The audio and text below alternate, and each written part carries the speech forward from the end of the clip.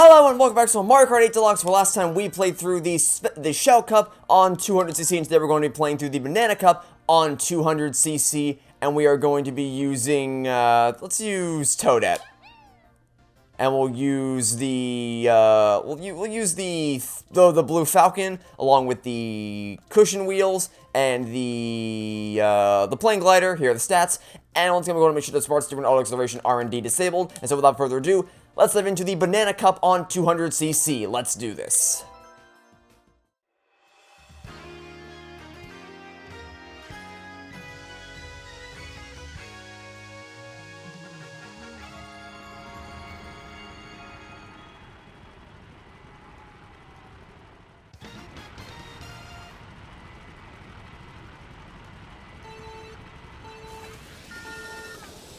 So I'm going to preface this video's disclaimer, or preface this video's topic by saying that I am not very knowledgeable on the game in question, so I might get some things wrong, but I'm just going to give my general thoughts on it and we'll see how this goes. So, someone asked me, what are my thoughts on the Smash DLC Fighter Pass system? Because I was talking about, if you may remember a couple episodes ago, I was talking about microtransactions in gaming and how I hate the fact that they're so prevalent nowadays, but there are ways to do it in a consumer-friendly manner, in that they can be cosmetic only, they can be, so basically, if they don't affect the gameplay at all, I don't really have a problem with them, even though I would obviously prefer a gaming landscape without them.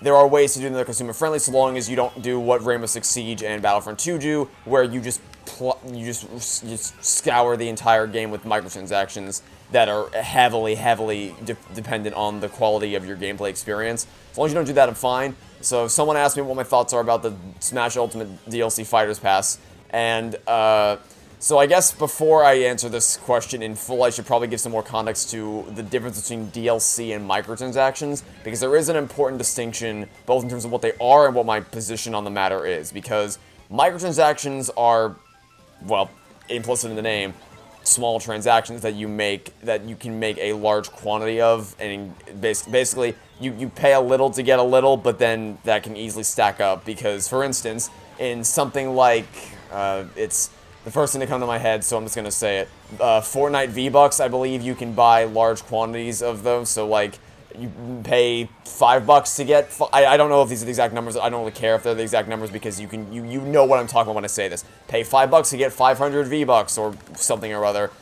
You pay a certain amount of money to get a certain amount of currency, or you can you spend like $5 to get a skin in a game or something like that. Those are what or loot boxes is another great example. Those are what I consider to be microtransactions, or loot boxes for game abilities, or what Angry Birds did was you pay like 99 cents and you get the Mighty Eagle thing, where it just wins the level for you, essentially. Those are what I consider to be microtransactions, and then I'll go into what I consider to be DLC to be in the next race.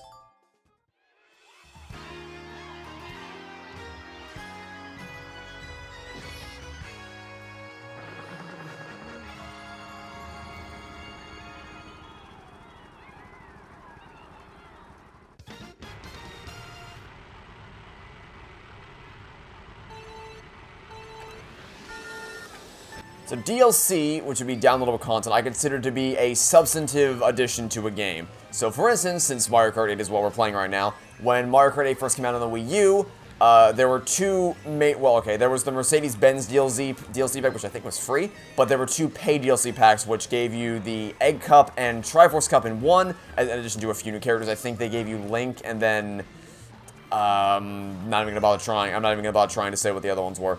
And then the second pack gave you the villagers from Animal Crossing and Isabelle, as well as the Crossing Cup and the Bell Cup. And I think Dry Bowser also might have come.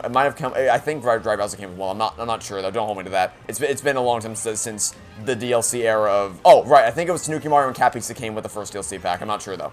But yeah, I think it was Tanuki Mario, Cat Peach, and then Link for that one, and then Dry Bowser might have been included in the second one. I'm not sure, but the point being, that would be a DLC pack because it's adding, you have a completed, finished game, and then you are adding another set of substantive content, be it levels, I'll let you take that, thank you very much, oh, you piece of crap, alright, we'll take that instead.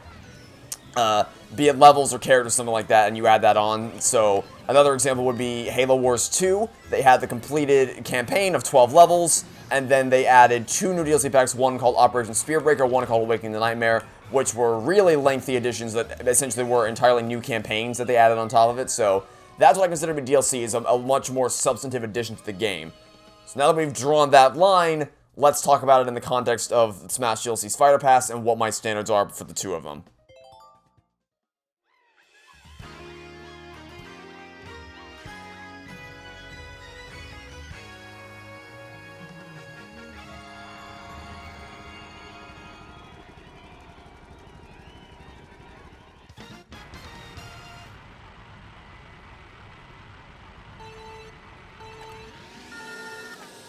So first of all, I think that if a developer chooses to update a game for free without requiring you to pay anything for the extra updates, I think that's totally cool. So for instance, what Master Chief Collection does is that they've, over the past year or so, they've added new maps and new game modes and new weapons to certain games and things like that. And they've done it all for free with no paywall at all. So once you buy the base game of MCC for $40, then every update they've added since then has been completely for free. I think that's awesome.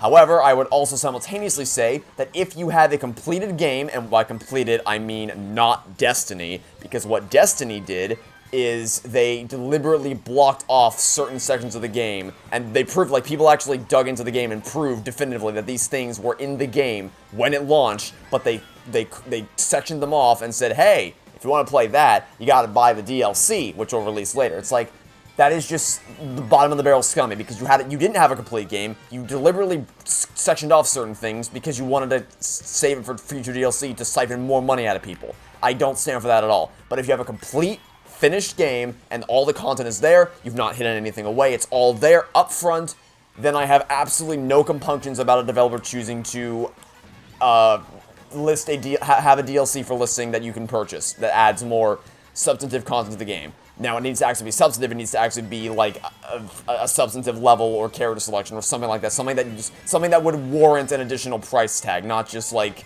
I don't know, a color palette swap or something like that. You know what I mean? So that'd be where I draw that line. Whereas microtransactions, I already went into that in a previous video as to how I so long as they don't affect the gameplay, I tolerate it. But the second you start altering the gameplay is when I have problems. Now, you might say, but wait. Can't you say that about Rainbow Six Siege's system? Because technically, when you buy the character season pass thing for each new season, which costs $30, and there's been so many goddamn seasons, so you're essentially buying the game over and over again, that's not technically a microtransaction, that's technically DLC. They even call them DLC operators. Yeah, I know, shut the hell up, I'll explain it in the next race. I'm so sick of hearing that offense from people.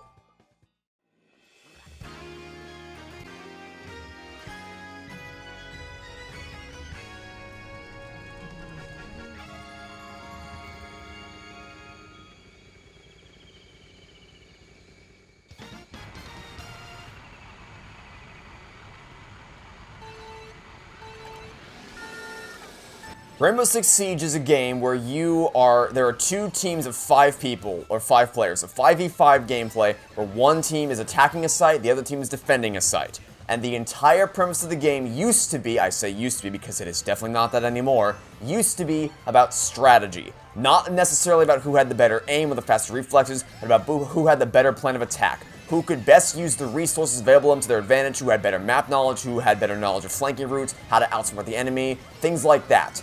So that's why I loved playing about it, because I don't really care for games like Call of Duty where it's just run and gun around the map and just spray and pray. The reason why Halo is the only FPS that I play anymore is because it's the only one standing on the market that actually encourages tactical decision making in combat.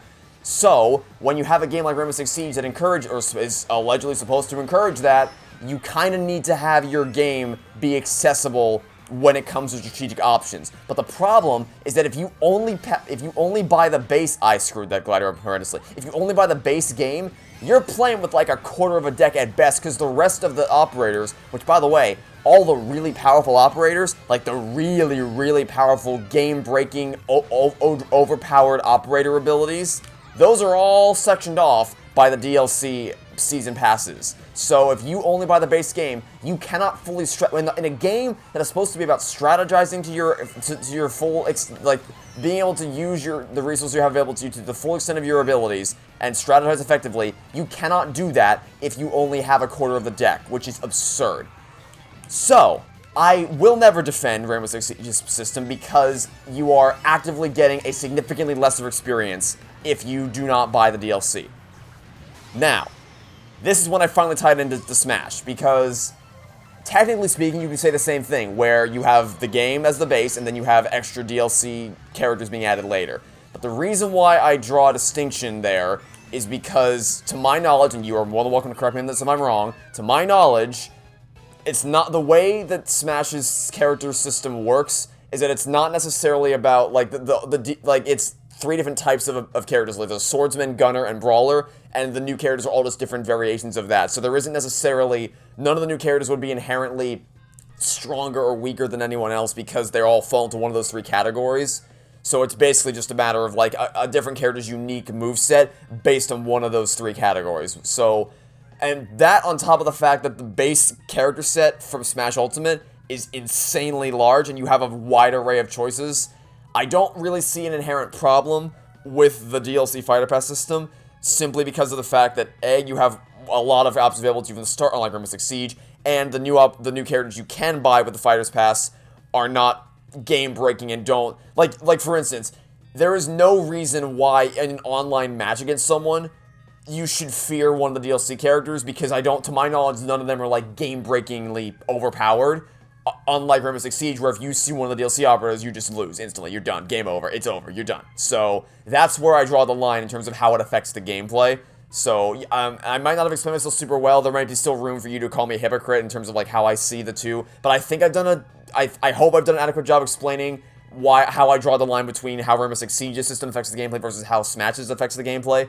So, I encourage discussion about this. If I'm wrong about how Smash's thing works, or Smash Ultimate's system works, feel free to correct me in the comments. This is based purely on what I know about the game, and how I've drawn that distinction. But you're more than welcome to correct me in the comments if you think that I've held 2 different standards for these 2 games, if I'm wrong about anything. But anyway, there's my topic for the day. I took a long time to get to that point, but I hope it was worth it. I hope I answered your question in a substantive way. Now that's out of the way, let's finally view the results.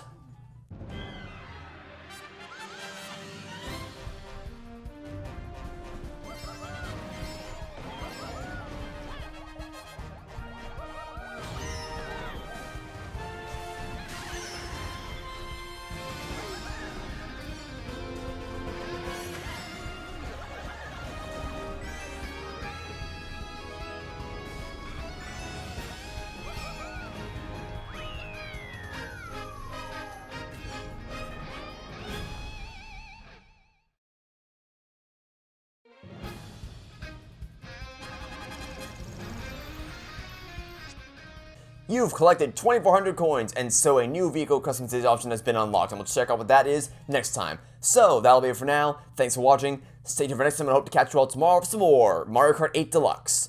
Goodbye!